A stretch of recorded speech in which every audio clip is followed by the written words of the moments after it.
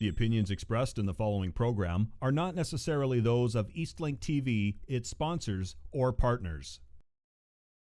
Hi there, I'm Gloria McCluskey. You're watching Destination Dartmouth. My destination today is Lake City Works here on Windmill Road in Dartmouth, and my guest is Liam O'Rourke, Executive Director.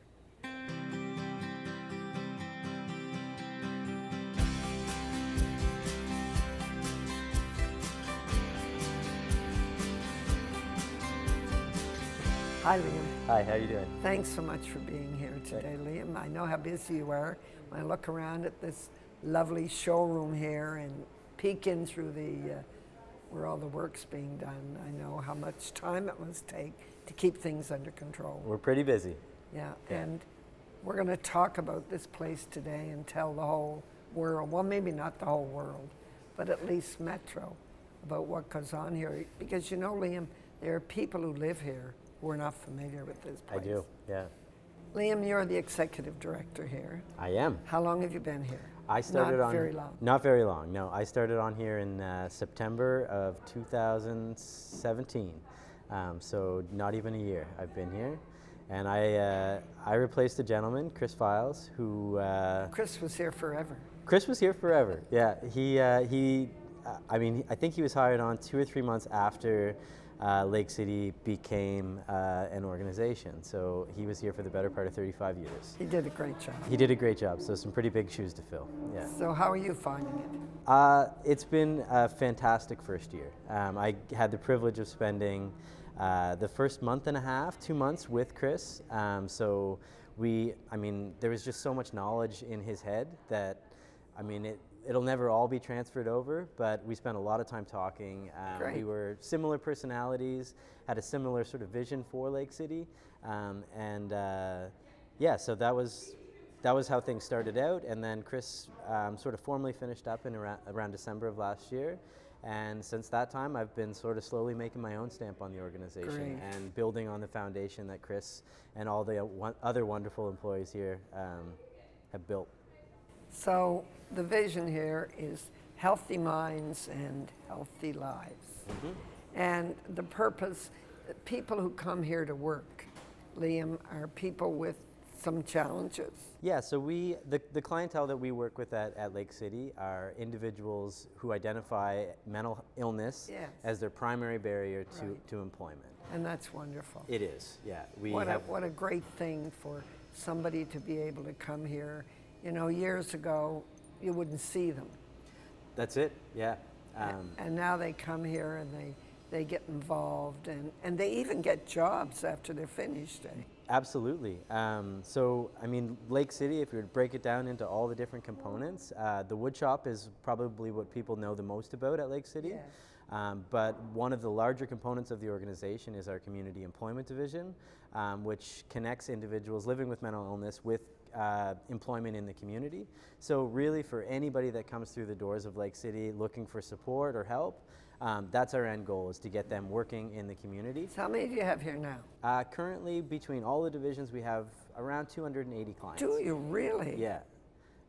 So on site, so individuals that are working in or participating in like a work training program here, we have anywhere between 60 and 80. So where are the rest? The rest would be working with community employment counselors, actively looking for jobs in the community.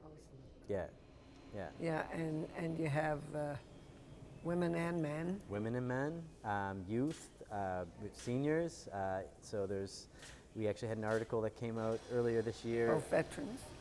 Veterans is a new project that we started up this past winter. So that was a pilot project. And so we had 12 veterans living with PTSD come in for a therapeutic woodworking program, and I just can't say how wonderful a program that was. It was just a matter of extending the hours of our wood shop, keeping some of our trained woodworkers, and opening our doors. So how many trained woodworkers do you have? Currently, we have around 16 to 18 instructors that work within our woodworking or some of the other divisions that are related to woodworking. So they work with the 70 or 80 clients? Yeah, for sure. Yeah. Yeah. And how long did they stay, the clients? So I mean, it really depends on the client. The idea is that we're working with individuals that we want them to direct how it is they use the services that we offer here at Lake City. So, I mean, a good example, since I've started on here, is a young man named Brian. So he came into our wood shop. He worked in a number of different divisions, spent some time working in the survey stake shop that we have as well. Oh yeah, you're busy with survey stakes. Busy with survey stakes. And poll or stakes for elections. Election polls too, yeah. I know, I got stakes here. Yeah, and so after about a year with us, he found a job with Sobeys up on Wise Road there, and he's working there full time now. So that's one example. Builds your confidence too, doesn't it? I think that's probably one of the larger outcomes of it, and just proving to themselves that like, yeah, I can get there on time, and I can show up, and I can take direction, I can work with others. Yeah, other people, yeah. And then, I mean, the community around us as well, when people, I mean, the manager at Sobeys said to us that when she sees Lake City on the resume, she knows that they've been given a work experience here that allows them to succeed when they leave. Isn't it great? Yeah, and then another gentleman, since I've started on here, was in the wood shop for just 3 months, and he got a job working at a cabinet maker shop up in Burnside. Oh, isn't that wonderful? And then there are other people that have been here for extended periods of time. Yeah, and where, they've maybe made multiple attempts at working in the community, and the fit wasn't right, or the timing wasn't right. And came back. And I think that's one of the special aspects about what we do here, is that it's when you're ready, and if you're not ready, we're still there for you. It's not a program that's 6 weeks, push people out the door. We're here for people. We have a community that people like to be a part of. So I think in a lot of ways we act as a safety net for our folks that are in the community, and I think we're a large part of the lives of the individuals that work here on site. So where do the clients come from? Are they all from Dartmouth, or do they come from other? Most of the clients probably come from the Dartmouth area, but we actually have clients that come, I mean, if we look at the whole organization, we have clients anywhere from Ecom to Hubbards. Do you? Yeah, so our community employment division will meet individuals in the community. So if going into a Nova Scotia Work Centre is, maybe something that creates anxiety for somebody, they can call up Lake City and talk to one of our employment counselors, and we'll come meet them, in a public location at a Tim Hortons or whatever it might be, to get that process started. So we do have clients from all over HRM. So is there a certain time of year you take them, or just any time? Anytime. So as long as you have space. As long as we have space, yeah. But I mean, the way things are going right now at Lake City, we've got a lot of new programs that are coming up. And programs that are growing. We have this great little fire starter project that. Oh, do you? Yeah, so we found we wanted to make something out of the wood chips that were coming from our wood shop. So I bought a ton of wax from a ton of paraffin wax, and we've started mixing it together in crock pots with the wood chips and making fire starters out of it. And we just sold our entire inventory to the provincial park system. Good. Well, Liam, we have to take a break. Okay. You're watching Destination Dartmouth, and my guest is Liam O'Rourke. He's the Executive Director for Lake City Woodworkers here on Windmill Road. Be right back.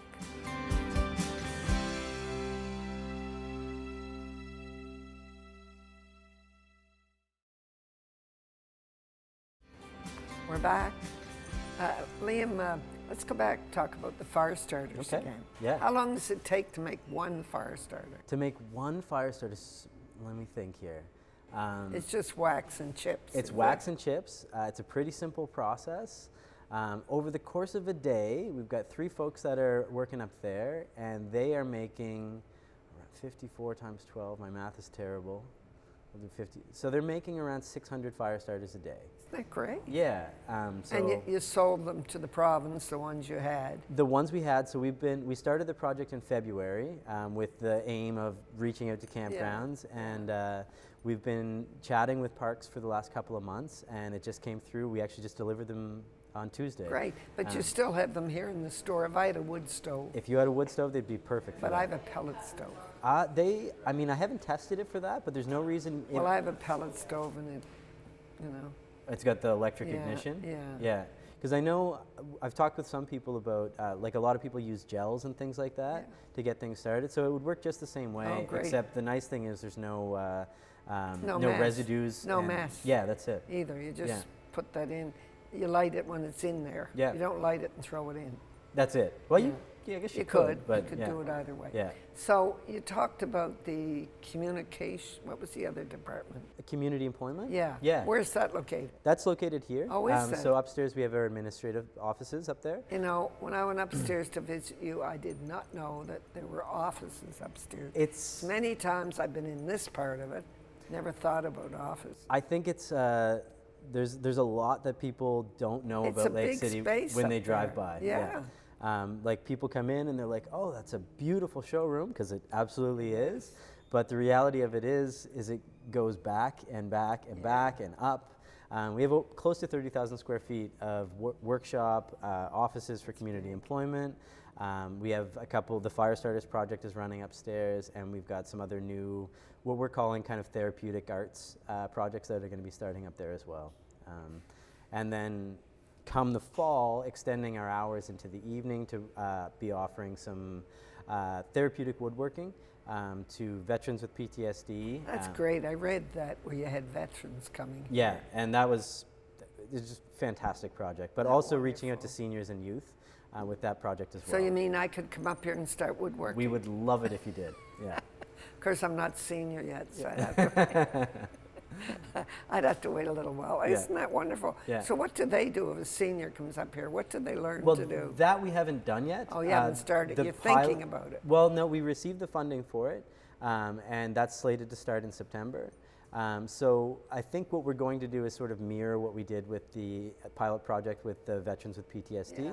which is open up the space, let people come in, we sit down, we have a cup of tea together, we discuss what people are interested in doing, and then we walk them through it. So with the group of veterans that came in, we were thinking, oh, maybe we'll build some birdhouses or do some things like that. But they wanted to do something. They different. wanted to, they walked through a showroom and said, can I build that bed for my wife? Can I build that? You're kidding. Yeah, so each and every single one of the veterans that came through picked an item from And our they showroom built something. and they built it for their families. Oh, Yeah, how isn't that great? yeah, and so I know, yeah, it's nice That to would give be people the such opportunity to take. such a lift for them, Yeah, you know. yeah. Well, isn't that wonderful? So, and you're building a house, We're building a tiny house. tiny house. Yeah, And by the time this show airs, it will be in my backyard because I bought tickets. we hope so. Yeah. But so, what made you do that, Liam? That was the idea of a young man that I guess one of the priorities since I started on here was to try and make what we're doing at Lake City relevant to youth. Just trying to get more youth coming through our doors. Right. And so I met with a young guy that had some lived experience with mental illness, and was really impressed with the guy and just said to him, you know, the summer student job grants are opening up. Can I hire you through that? And what do you want to do? And he came up with this idea. There was a lot of steps to it, but Did it? he wanted to build a tiny house. It was and his idea. It was to his build a idea, tiny yeah. house. Now, funnily enough, he ended up leaving Nova Scotia, and Somebody else is left with the tiny house. and so we've got another group. We've got 3 students that are hired on to work on that project, working with the woodworkers from here at Lake City, and we've got walls, we've got a roof. By the end of August, we're going to have a completed tiny house, and it's going to be Isn't that really great? beautiful. Yeah, I know. I saw pictures. Yeah, and I think, I mean, it just goes without saying that the only way a project like that could happen is because of the community that we're surrounded by here. Exactly. The outpouring of support, everybody we've asked for help with that project has said yes. Isn't that And not wonderful? small asks, big asks. No. People have been, all of the building materials have been donated. Paysan's Home Hardware. Is that right? Work and Play, it's a small trailer shop down the street. Wonderful guys. They donated a significant trailer for this project. Isn't that great? And every contractor, we've had contractors just walking in off the street, heard about the project. Can we come in and help out? It's really Isn't that heartwarming. great? Yeah. Yeah.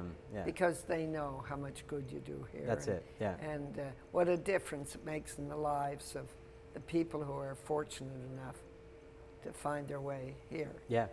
Yeah. Yeah. How do they find out about you, Liam? I think, I mean, a lot of the referrals that we get from other organizations are coming from the health department. So if people are, you know, at the hospital or whatever it might be, and at the point in their recovery where they think employment's the next best step for them, people are hearing about that.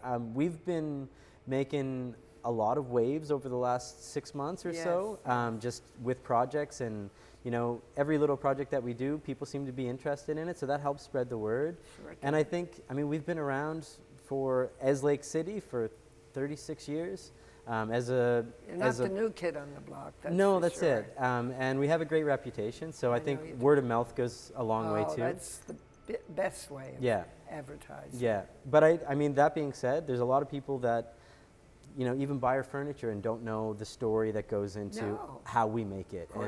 And you know, we don't publicize that in you know, the advertising of our furniture. It's just something that, you know, we make really good quality furniture, and that's enough to sell it. Sure. But the story behind that is that there's so much heart, and there's the way we make our furniture, the effort that's been... Made with love. Made with heart, made with love, absolutely. Every piece of furniture you see is made with love. That's it, yeah. Well, Liam, we have to take a break again. Okay. You're watching Destination Dartmouth. My guest is Liam O'Rourke, Executive Director for Lake City Woodworkers. We'll be back shortly.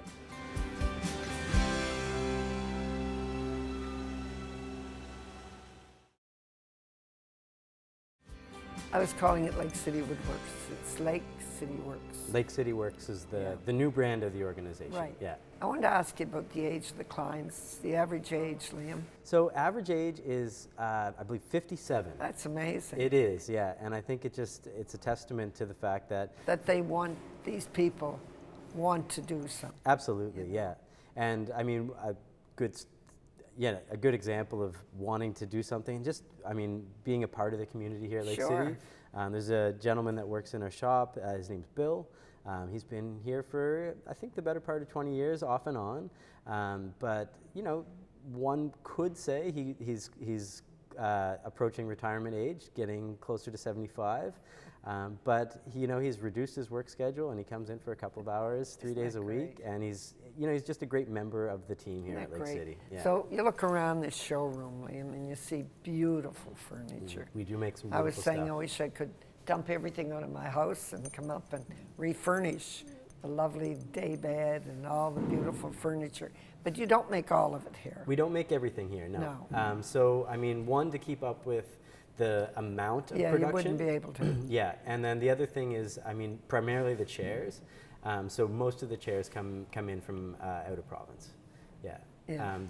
But do you finish them when they get here? Everything is finished here on site, and that's one of the services that our customers really like, is that we can do a custom finish. Yeah. So if you had an old table that you wanted to match chairs to, we'll do our best to match that. Oh, isn't that great? Yeah. So you can do that? Yeah, absolutely. Do you have a special shop for that? We have 2 spray booths that are upstairs. Yeah. And it's a complicated process. I mean, a lot of time goes into the finishing of our products here. I want to talk about, you're doing something new here, Liam. Mm-hmm. You're using plastic wood. Yeah. So I guess it was around February of this year, Dan Chassie from Halifax C&D reached out and asked if, I mean, he'd been buying furniture for us for years, and was interested to see if we would be interested in working with him to make furniture out of plastic lumber that he's been making here in Nova Scotia. It's wonderful that he's making plastic lumber to begin with. And making it out of plastic bags from the landfill, which is pretty exciting stuff.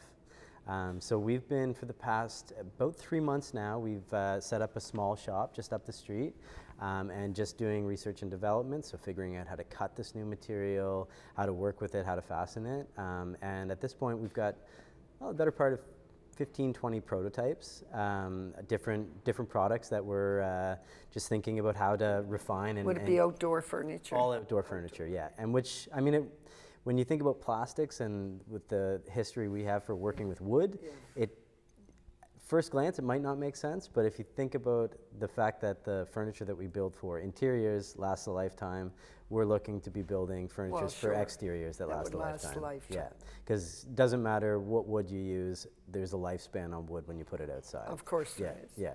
And the plastic, you know, with the kind of weather we get, would be so good. And I know on golf courses, for instance, Golf courses. you know, they have benches that get pretty sad looking. Pretty sad looking. And something like this would be so durable. It's durable, and I mean, one of the things that kind of surprised me when we started working with it was the weight of it. It's light? No, it's heavy. Is it heavy? Yeah. So you couldn't run away with it? You couldn't run away with it, and I mean, we get a lot of wind here in Halifax. So it wouldn't blow over? Wouldn't blow away, yeah. Great. Yeah, so yeah, we've been, I mean, hoping that, like, you know, picnic parks, things like that. Do you have any market yet? We haven't taken it to market yet. Yes. Yeah, we've had a lot of interest. Have you? A lot of interest. We've had a lot of people calling and saying, you know, can I get a picnic table for my backyard? And yeah, hoping to. And it wouldn't be splintery either. No, it wouldn't be. But one of the neat things about it too is the way that it's extruded. It actually has a texture that looks kind of similar to a wood grain. Oh, isn't that great? Which is not intentional. It just happens to have this wooden texture. And it comes clear colored? No, it comes, at this point, what's being extruded is coming in, it's kind of a bluish tinge. So it's a bluish gray, which is, I think, quite a nice color. Yeah. And the reason it's that color is because a lot of the waste plastic going into it is blue bags. Oh, yes. So that blue plastic is giving it that blue color. That's wonderful that they're able to take that and use it for something that's, you know, so good that it's just not going in a landfill somewhere. Yeah. So do you paint it after that? No, so at this point where we're just at the research and development phase, we're working with just the raw color. Right. Now, over the next couple of months, the next few months, we're going to be experimenting with adding colors to that. So we'll be adding plastic chip to it to color it to whatever color people might be interested in. Liam, would you glue that together, or would you use screws? Or? Well, what we're currently doing is fastening things together with carriage bolts. So with bolts and screws, and that seems to be working just great. Good, yeah. Now we're also exploring a couple of other different methods for fastening things together that would be using only plastic. So welding that material together and using dowels in different joints as well. Right. Yeah. Well, that's great. Yeah, it's exciting. So that's the plastic side of it. Yeah. But when I look around here and see all the beautiful furniture, and you know, it's, as I said, and all the little, somebody decided to do all of this, and this really adds to it. Absolutely. It's really, it's lovely in here. I love it in here. And you know, Liam, we're running out of time. I don't know whether we covered everything that we wanted to cover, but certainly we've given a lot of people an insight into what really happens in this building as you pass Windmill Road and you see the kindling out there. That's it. There's a lot going on in here. And if people want to come in and have a look around, tell them to come in and ask for me, and I'm happy to show them around. Yeah, and a lot of people whose lives you've changed. Absolutely. And that's a wonderful thing. Yeah. So thank you so much, Liam. Thank you, Gloria. For being here, and you're doing a great job. Thank you. You've been watching Destination Dartmouth. My guest has been Liam O'Rourke, Executive Assistant of Lake City Works here on Windmill Road in Dartmouth. Thank you for watching. See you next time.